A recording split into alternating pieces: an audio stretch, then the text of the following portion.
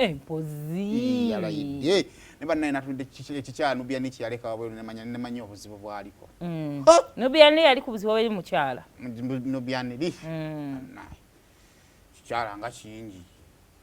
Kyetu kyennyini ekyalagira. Mute Nubian li mu mute. Bannange omusibe mu mute. Mumusibe mu mute saagala mubeere babi kutuuka ku eyo level. Bambi singa bawe wali awo. Amyada alina okiwerekerako awo. Naye nga bambi John nakwegula yalayidde abadde omu ku bakansalazi abalayidde ku mugombolo y'e Nakawa okubeera nga ate batandika okubeera nga basaavinga abantu. Kale kakati ndowooza sooka ompe mukyala Nubian li nga alayira tulabe ate ngeri gye yalayiddemu. Gloria, swear in the name of the Almighty God that I will be faithful and bear true allegiance to the Republic of Uganda and that I will preserve, protect, defend the Constitution. So help me God.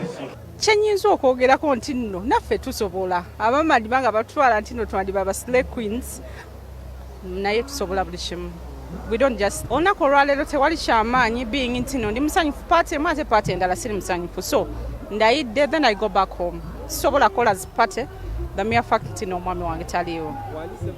Sobola kola pate ng'omwami wange ali mukomera tewa kyensanyusa n'ekimu. Sobola kola ku mbogo kubanga nasoma ne bantikkira kati ekizibu okuba embogo.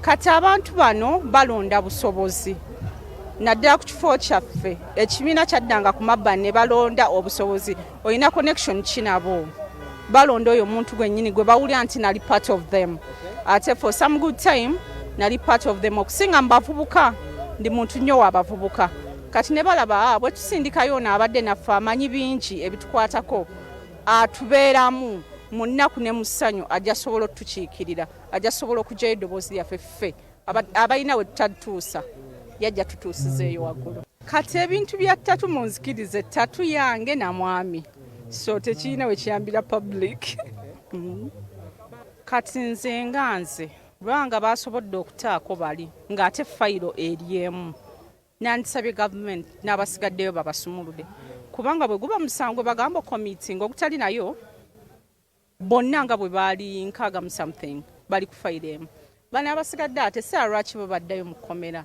nga neera nzikiriza nti bajja basumulula they're just buying time naye nga bajja basumulula kyenyinza okugamba omunubbi wange nti abeere mugumu ate akulembeze Katonda tagwamu ssuubi kuba essuubi kyekyokka kyalina mu bulamu bulijjo akuma okubeera n'essuubi buli kimu kisoboka mwagala nnyo ffeeffe ye last born ewaffe so he's my smallest brother munnaye naye wabuvunaanyizibwa kubanga ne bwoba omulaba ku stage ki ekimuleetera obutabavu I'm just proud of him kubanga bulijjo abayimbi balina ekifaananyi ekibi abayimbi balina engeri gye baba describingamu naye ku bbanga lyamaze mu music industry towulinangako nti nno ffeeffe yalwanye towulinangako nti nno oba ffeeffe alina abantu bwemula so at least abirimu nga mulimu naye akyalina kiri ekyempisa wenneebaliza abaatukuza nga neera akiddamu nti baatukuza tetwakuzibwa njagala kuyozaayoza baaba wange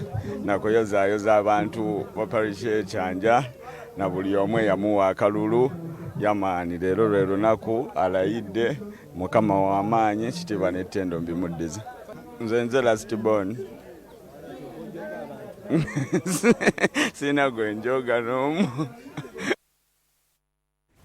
kyekyo yalayidde olunaku olweggulo ndowooza twafundikidde okulayira waliwo batannalayira bayire ndowooza mu baana abamiisinza okulayira waliwo omwana bamuyita iziti ye Chris Mubirwani James Mubiru ogikirako yo gwe waabikako naki teyasobodde kulayira nga Lord Councillor bali mukomera ali ne Nubian kati kyesimanyi oyo bamulinda paka bwavayo mukomera n'alayira abalamuzi basobola balina program of course y'abantu abatayilayidde because teyafeirinze waliwo embeera lwaki agenda n'alayirira mukomera ye n'afuna akasente because wotalayira no boba nga toliiwo lwa nsonga and era naye kimukakatako okuweereza ebbaluwa bw'aba yagiweereza oba ne ttiimu ye ne balaga nti ali mu kkomera ye baba bamuteerayo ssente okuleka nga omuntu yamiisinze bumiisinzebatonalayitabasoteekayo ssente batonafuka kansala bajasigaze eti batonafuka kansala batonafuka kansala olunaku lwenkya siru ya 29 isaba sijja kagenda kugulawo